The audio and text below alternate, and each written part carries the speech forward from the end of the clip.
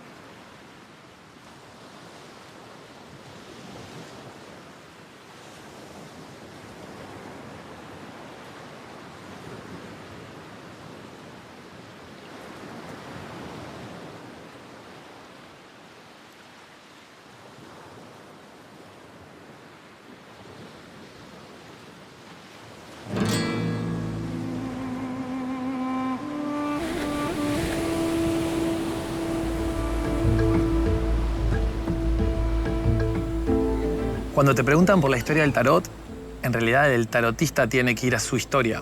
Y ahí aparece cómo llegás al símbolo y la significación de ese símbolo. Para mí empecé por el alma, por el espíritu. Durante toda mi infancia tenía una voz que me hablaba y yo me daba cuenta que esa voz no era una voz mía. Tenía otro acento en el castellano, parecía una especie de acento del sur de España. De chico me animaba a dialogar, pero después, cuando mi madre me encontró un día dialogando, me di cuenta que la asusté, que le dio miedo. Y ahí fue donde como que lo dejé para mí. Un diálogo que solamente era yo y esa voz.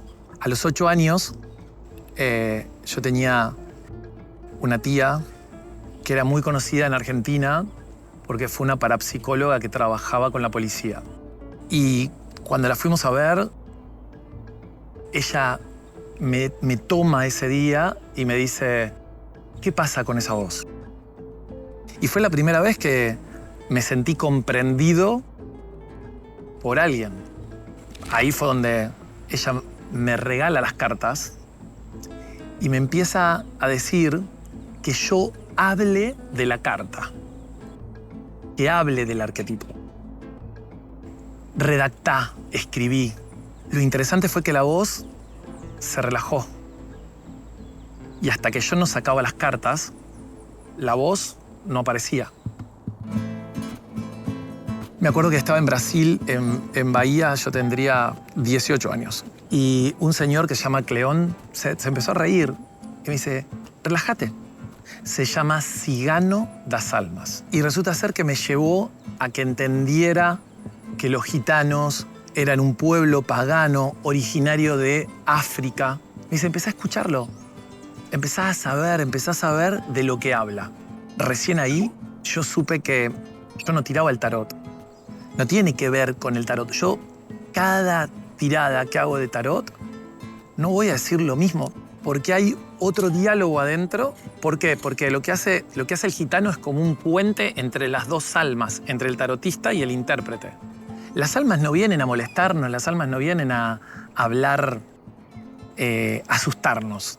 El diálogo con el gitano hoy todavía es de filosofía arquetípica. Y la filosofía arquetípica empieza cuando el ser tuvo el primer símbolo para poder ponerle un nombre. En la historia, cuando vos estudiás antropología política, te dicen que en el momento que el hombre hizo el fuego, fue una revolución. Y ahí, bueno, tenés un arquetipo. En ese momento, para el hombre, hacer fuego era algo impresionante. Era un descubrimiento como si hoy, no sé, pudiéramos ir a Marte y habitar en él. Arque viene de arqueología y tipo significa modelo. Pero ¿qué es la arqueología? Es la ciencia que estudia al individuo en toda la historia. Cómo fue evolucionando, cómo se fue transformando, transmutando de acuerdo a dónde se movía, a dónde vivía, cómo habitaba este planeta. Entonces, el arquetipo hace arqueología, hace una historia y es un modelo en la historia. No es un tipo de historia, es un modelo en la historia. ¿Qué pasa con la historia de la filosofía arquetípica? Llega un momento que todos estos pueblos paganos lo transmitían de generación en generación, pero empezó a suceder que cuanto más se radicalizaban o se cristalizaban las religiones, los paganos quedaban totalmente no solo excluidos, sino que además los asesinaban. Ejemplo, la Inquisición española restringe a la filosofía arquetípica. Porque ¿a quién mataban?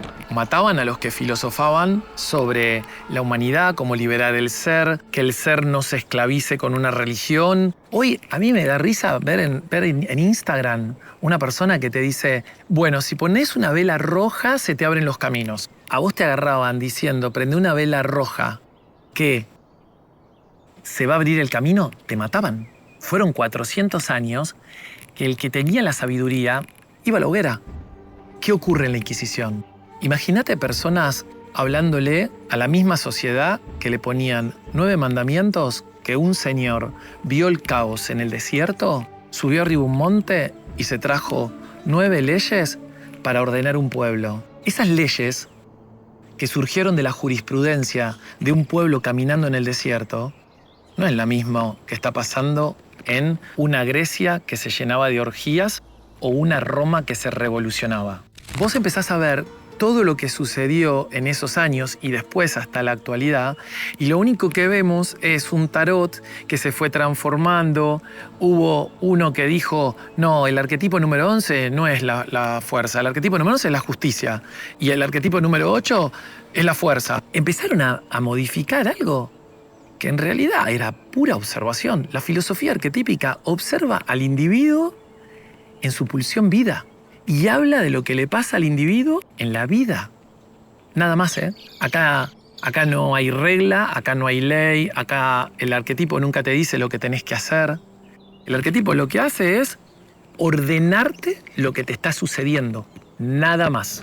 Porque hay gente que hablamos de arquetipos y otros hablamos de arcanos. El arquetipo no guarda secretos.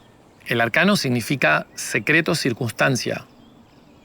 El arquetipo está visible y lo que vos negaste, resistís, te inflexibilizás o reprimís, el arquetipo te lo saca. Las leyes fueron hechas desde el derecho canónico, no fueron jurisprudencias. No hubo un estudio de una ley en la sociedad y la ley se hace para ordenar. Lo que hubo acá fue restricciones de acuerdo a una religión. Y esto empezó a pasar en Europa desde los tratados que la Iglesia Católica tomaba totalmente influencia sobre los gobiernos. Pero si vas a Grecia, ocurría exactamente lo mismo, y ni hablar de Egipto, donde ya ahí tenés pirámides, faraón. ¿Qué pasa con la filosofía arquetípica? El loco camina por el abismo, la figura del loco que camina por el abismo no necesita un cartel. Cuidado. Tiene la conciencia para no caerse. Yo no estoy diciendo que no tiene que haber ley, pero creo que cuando abusa la ley, adormece la conciencia del ser. Y la filosofía arquetípica trabaja sobre eso. Trabaja sobre el despertar de conciencia para que no tengas la restricción o la lucha con la ley. Entonces, claro, había que matarlos. Había que matarlos. ¿Cómo convivían en una sociedad donde había que imponer todas las leyes de un Estado o de un gobierno con la máscara de democracias o con la máscara de administraciones o con la máscara de el monarca como el ser que podía guiar un pueblo? Era una máscara. Tenemos que entender que ahí hubo un gran cambio también en la humanidad. El humano deja de creer en la fenomenología, deja de creer en el sol, deja de creer en la tormenta, deja de creer en la luna. Y ese segundo tiempo de creencia, claro, lo obligaron. Le sacan la creencia de lo natural y le ponen el ídolo. Pero todo basado de que yo, ser humano, soy el centro del universo. Entonces, competimos entre todos a ver cuál de nosotros es el mejor para poder guiar a toda la humanidad. La filosofía arquetípica fue excluida y el tarot después fue excluido de lo egipcio. ¿Qué es Egipto? Pirámide, pater prole, un sistema que hasta hoy lo vemos. La gente dependiendo de un gobierno, la gente dependiendo de un gobernante, pero también Egipto deja otra cosa, trueque. Vos pensás que en Egipto se habla de trueque, doy para recibir. Ahí nomás tenés civilización yoruba, no tenés que hacer más de 4.000 kilómetros. En 4.000 kilómetros hay una canción que te dice, doy porque ya recibí. De hecho, la canción dice, vos sos el sembrador y no sabés si vas a cosechar. Y tu abundancia está en ese dar, en ese sembrar. Pensá, agarremos una psiquis, que le decís, si das, te tienen que dar. A una psiquis, diste es porque ya recibiste. ¿Cómo cambia la mirada? ¿Cómo cambia el individuo observando la sociedad? Donde se siente abundante y no manipulador, especulador, que porque dio tiene que ponerle un precio, un valor a lo que da. Eso está en Egipto, ¿eh? El trueque. El conflicto de la pirámide y el trueque. ¿Qué pasa con Grecia? Agarremos dos escuelas nada más. Platón, Aristóteles. Discípulo de Sócrates.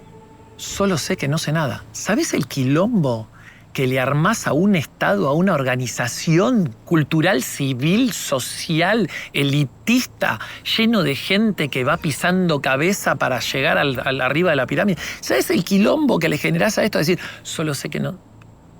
¿Qué pasaba? Aristóteles. Sistema, método, organizado, todo organizado. Y está buenísimo. No estoy diciendo que está mal, ¿eh? Organizó la ciencia, el análisis científico, organizó todo. Genial. ¿Pero dónde entraba la filosofía arquetípica acá? En ningún lado.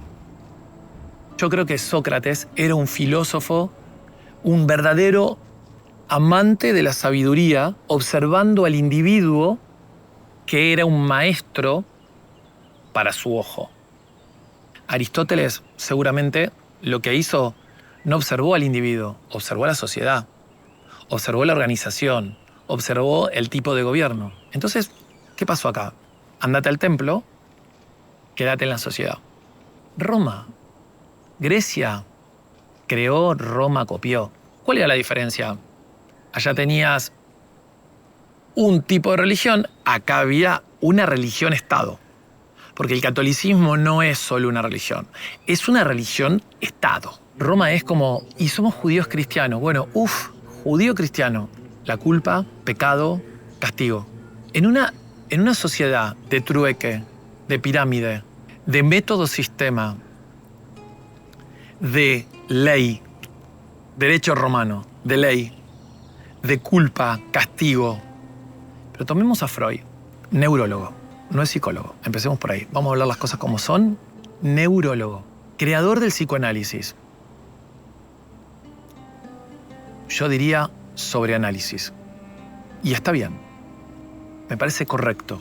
Creo que el análisis te lleva a un encuentro con lo que te está pasando. Ahora, mientras Egipto abría el mercado y tenía la pirámide, en África, en la misma África pasaban otras cosas. Tenés los descendientes de las tribus Zulus, donde el hijo no lo cría el padre y la madre para que no sea polar. ¿Por qué siempre estamos estudiando esto? ¿Por qué nos llevan a que la historia es Roma el centro del universo? ¿Por qué? Acá estaba pasando otra cosa. Mientras en Grecia estaban todos generando organización, método, ahí nomás, Medio Oriente, tenías a los sufíes contando unos cuentos maravillosos donde vos trabajabas con vos mismo, en tu sí mismo. Agarrá cualquiera de los cuentos sufíes o agarrá cualquiera de los pataquís yorubas. Son cuentos que te van enseñando a cómo despertarte, a cómo ampliar tu observación. No es cómo vivir mejor, porque cuidado con eso, porque todo el tiempo hay ley para vivir mejor, hay esto para vivir mejor, tenés que tener esto para vivir mejor. Y el observador y tu observación, porque tal vez vos estás disfrutando de algo y al lado tuyo hay una persona que no puede disfrutar por la cantidad de adormecimiento que tiene de su conciencia. Entonces, el mundo no fue egipcio, greco, romano, judío, cristiano, freudiano. El mundo fue africano también, fue sufí. Si nos vamos al chamanismo puro, podría hablar de esto, te puedo hablar de los vikingos, podemos hablar de el chamanismo es el arte de significar con los elementos. Es eso el chamanismo, el arte de significar con los elementos. Tenés chamanismo en Australia, en la misma África, al norte de Europa. O sea, ni hablar, ya tendríamos que hacer un capítulo entero si nos metemos en Latinoamérica, México. Mientras estaban los romanos tratando de perpetuarte en una ley que venía de ese método y sistema como para que, es ley, se terminó. Acá, que no solamente te calzaron con la ley, te calzaron con el impuesto, hay un montón de cosas que vienen de ahí. Acá la gente aprendía lo que eran los 4 elementos, cómo balancearlos, cómo meterse adentro de un temazcal para no tener ningún trauma infantil. ¿Quién hizo la Inquisición? Por favor, observen quién declara la Inquisición. Alguien que hablaba de Dios, del amor al prójimo, alguien que se llevaba su vida por sus mandamientos, ordena la Inquisición. Entonces, ¿qué pasa con estos que somos paganos? Nos tenían que matar. Qué bueno que nos mataron, ¿eh? Nosotros creemos en la reencarnación, creemos que el alma en todas las vidas viene a una misma misión. Si me interrumpiste la misión, voy a nacer de vuelta y voy a misionar de vuelta. ¿Cuál es el problema con matarme? ¿Cuál es el problema que me quemes? Cuando sé que el elemento fuego es la chispa divina que me hace nacer. Ojalá me hayan quemado muchas veces y vuelva a ser, como dice la astrología, vuelva a ser el Ouroboros de Aries. Que vuelva a iniciar esa evolución. ¿Qué mejor? Por eso, la historia, el tarot, yo entiendo que la gente quiere que hablemos de la carta. La carta es la consecuencia de la prohibición de la filosofía arquetípica. La carta es la única forma que encontraron para poder transmitir por dibujos algo que no solo estaba prohibido. Mataban a quien tenía la sabiduría. Hasta que un ser humano se pregunte quién es, aparece la filosofía arquetípica. No es un libro, no es una biblioteca. No, es algo tan sencillo. ¿Quién sos? ¿Quiénes somos? Por eso, si vos me preguntás, el tarot nos viene a traer un legado. No sé si completo. Porque yo no creo que el pagano haya querido dibujar al emperador y a la emperatriz. Lo debe haber dibujado para poder sobrevivir en ese mundo de la Inquisición. Yo no sé si el pagano, el número 5, perdón, yo sé que hay tarotistas que me castigan mucho con esto. Yo al número 5 le digo la carta hipócrita, falsa. Pero no por el número 5, porque el número 5 representa un puente, representa una apertura, representa que tengo la psiquis y el talento para abrir lo nuevo. Pero a mí me dibujaron un papa. Claro, vos los ves, qué inteligentes, ¿no? El papa, ¿qué es? Representante de Dios en la tierra. Y si yo voy a lo nuevo, Dios significa desconocimiento. Entonces lo que pudieron hacer en esa figura es, pongamos al papa, no nos van a decir nada porque está el papa, pero en realidad en la filosofía arquetípica, este símbolo representa a Dios. Y Dios no es un señor de barba que me está diciendo qué hacer bien y qué hacer mal. Dios es todo. Es la apertura al todo. Entonces me pusiste al papa porque tenía que convencer al inquisidor que me venía a vigilar de qué hablaba en este juego callejero. Pero en realidad, yo no sé si la carta del papa se llamaría papa si no hubiese existido la Inquisición. Todo esto es una gran incertidumbre. Y cuando se lo pregunto al espíritu, me dice, si te cuento, pelearás y vas a querer tener la razón. Ya pasó, déjalo.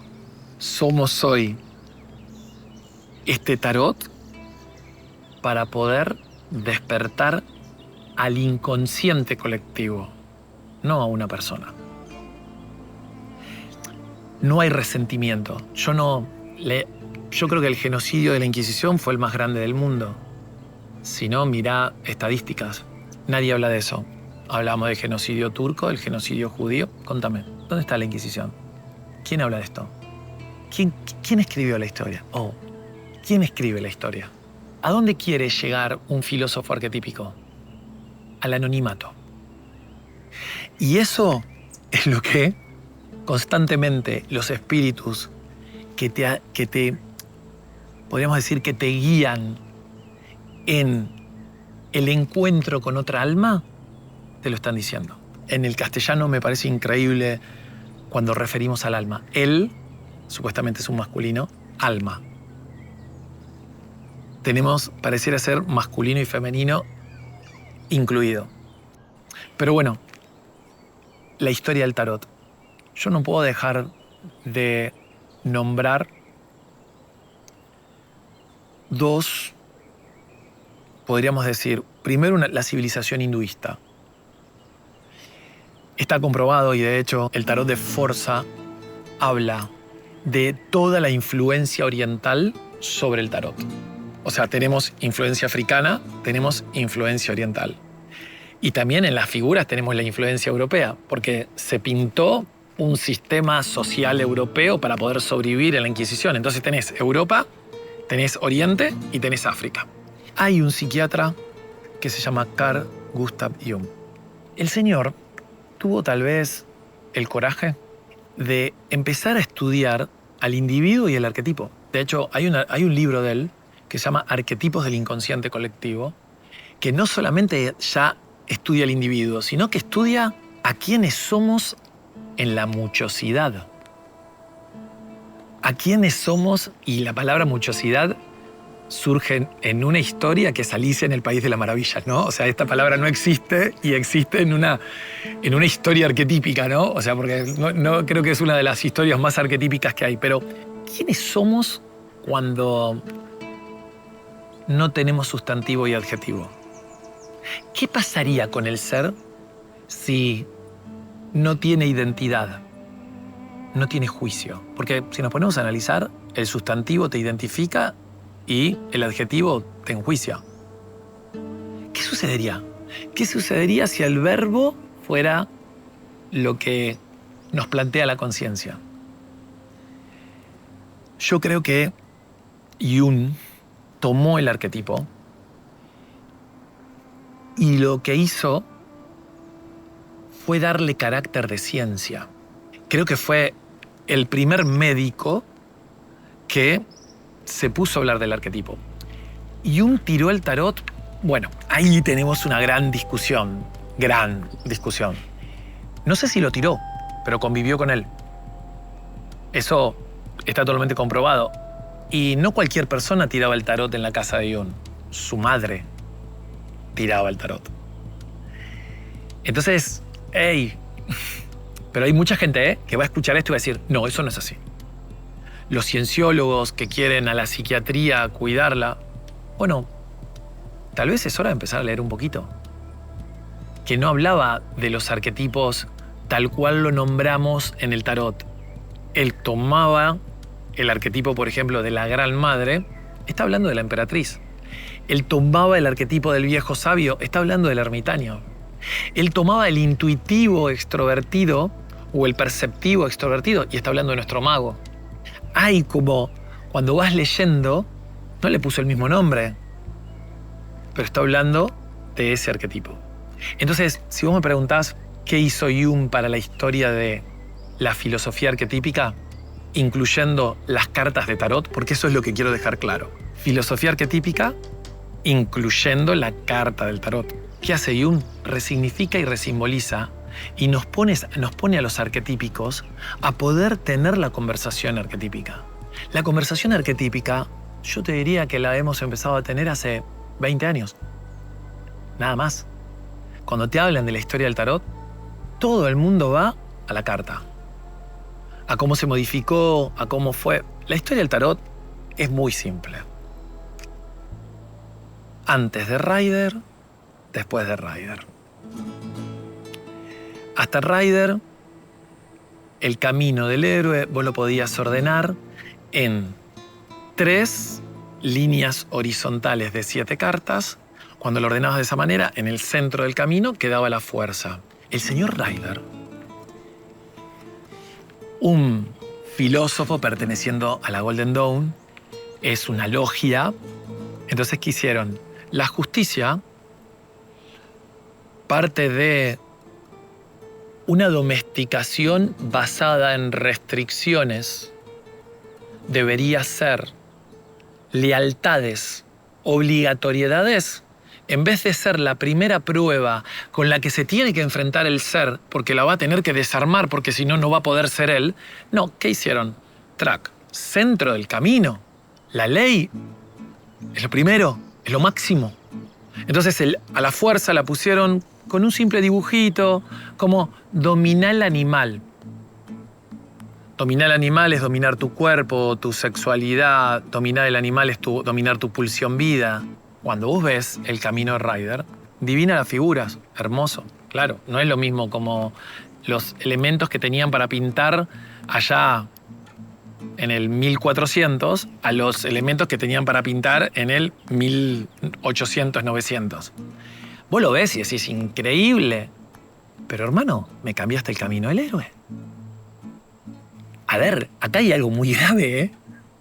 O sea, quiere decir que yo no tengo como pulsión central el camino del alma y ahora voy a ser héroe. Sí. ¿Cumplo a rajatabla con toda la ley que me diga la justicia? Pero para mí eso es gravísimo. Quiere decir que soy por lo que me dicen por ley que tengo que ser. Y no soy lo que resuena en mí y el mundo de almas que me acompaña vienen a aprender. La gente no recurre a un tarotista porque necesita una verdad. En el fondo su alma está yendo ahí a poder encontrarse con un alma que le haga espejo. El tarotista es el más oscuro, el más sombrío y el más lumínico. Y tiene que aprender a ser el más oscuro, el más sombrío y el más lumínico. Porque lo que va a llegar a su mesa, lo que va a llegar a abrir las barajas,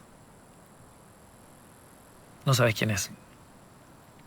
Entonces, tenés que estar abierto a que el tarot habla, no yo.